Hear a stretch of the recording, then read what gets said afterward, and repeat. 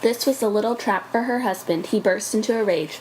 "Wife, that has cut me to the heart, who has moved my bed. That would be a difficult job for the best workman, unless God himself should come down and move it. It would be easy for God, but no man could easily prise it up, not the strongest man living. There's a great secret in that bed. I made it myself, and no one else touched it. There was a strong young olive tree in full leaf growing in an enclosure, the trunk as thick as a pillar. Round this I built our bridal chamber. I did the whole thing myself, laid the stones and built a good roof over it, joined the doors and fitted them in their places. After that I cut off the branches and trimmed the trunk from the root up, smothered it carefully with the adze and made it straight to the line. This tree I made the bedpost. That was the beginning of my bed.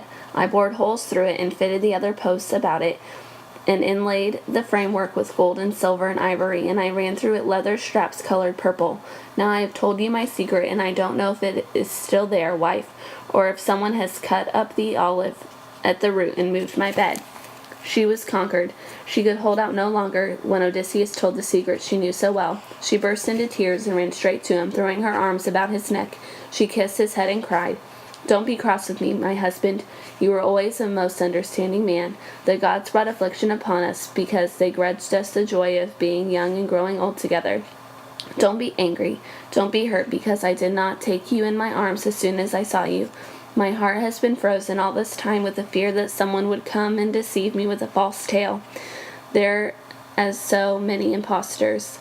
But now you have told me the secret of our bed. That settles it. No one else has seen it, only you and I and my maid Actorus, the one my father gave me when I came to you. She used to keep the door of our room. You have convinced your hard-hearted wife." Odysseus was even more deeply moved, and his tears ran as he held her in his arms, the wife of his heart, so faithful and so wise. She felt like a shipwrecked mariner when the stout ship has been driven before the storm and smashed by the heavy waves, but if you have escaped by swimming. How glad they are to see land at last, to get out of the water and stand upon solid ground all caked with brine. So glad was Penelope to see her husband at last. She held her white arms close round his neck and could not let him go. Dawn would have risen upon their tears of joy, but Athena had a thought for them. She held the night in its course and made it long. She kept Dawn on her golden throne at the end of ocean, so that she could not yoke up her swift pair, Flasher and Flamer, the colts who bring dawn with her light to mortal men. At last Odysseus said to his wife, "Dear wife, we have not yet reached the end of our labors. Still there remains a task which I cannot measure, difficult and dangerous, but I must go through to the end. The soul of Tiresias, the prophet, told me on the day when I went to the house of Hades and asked his advice for our homeward voyage. But come to our bed, my wife, that we may have the delight of sleeping side by side." Penelope replied, "The bed is there for you whenever you please, now that God has brought you back to your home and your native land. But since you have thought of it, tell me about this task. I must learn of it some time, and I should like to know at once." Odysseus answered, "You strange woman, why do you make me go on talking again? All right, I'll tell you and hide nothing. You will not like it, nor do I like it myself. He told me to visit city after city, carrying an oar, until I should find people who do not know the sea or eat salt with their food. Know nothing," said he, "about ships with crimson cheeks, and well-fashioned oars, which are like the ship's wing feathers." Then he told me this for a clear sign, and I tell it to you. Whenever someone should meet me on the road and say I had a winnowing shovel on my shoulder, I should fix my oar at once in the ground, then sacrifice to Lord Poseidon in due form a bull, a ram, and a boar pig. And then on returning home I was to prepare a solemn sacrifice to turn to all the gods who rule the broad heavens. I am to live myself with my people happy around me until I sink under the comfortable burden of years, and death will just come to me gently from the sea. That is what will happen according to him." Penelope answered with her usual good sense, "Well, if the gods are to give you such a comfortable burden of old age, there's good hope that you will come safely through your other trials."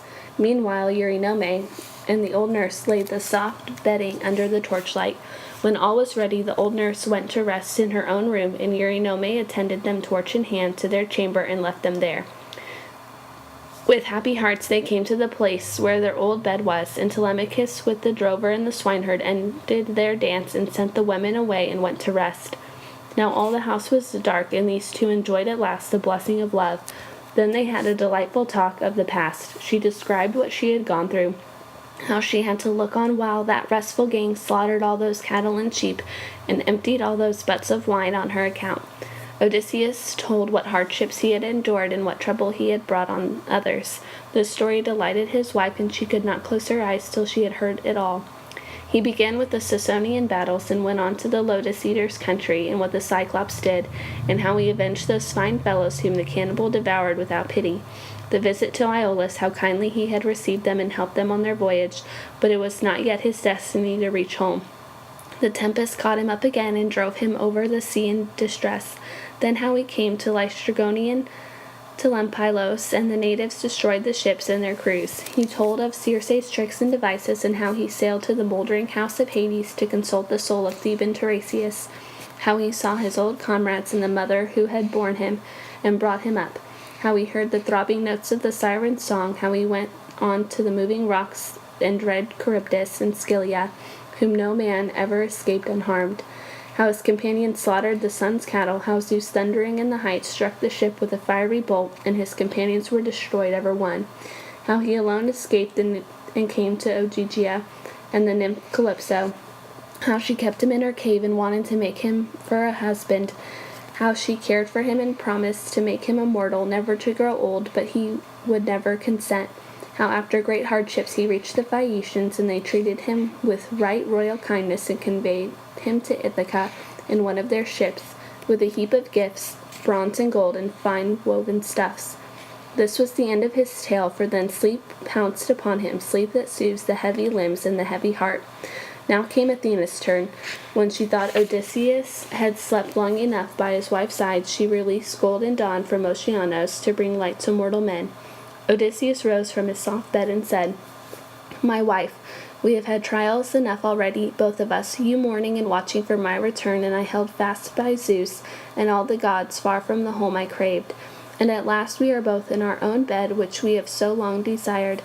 Now you must take care of the house and what is in it, and I must replace what has been wasted and destroyed. The people will repay part, and the rest I will take by force until my pens are full again. But first I will pay a visit to the woodlands and the farm to see my good father, who is in trouble on my account. I warn you to be careful, although you are wise enough to understand without that. As soon as the sun rises, everyone will hear about the men I have killed in this house, and you must keep in your apartments with your women, see no one, and ask no questions." He put on his body armor, then wakened Telemachus and the two men, and made them do the same. When they were all ready, with their weapons in their hands, they opened the gates, and Odysseus led them out. It was already light, but Athena hid them in darkness and quickly led them out of the town.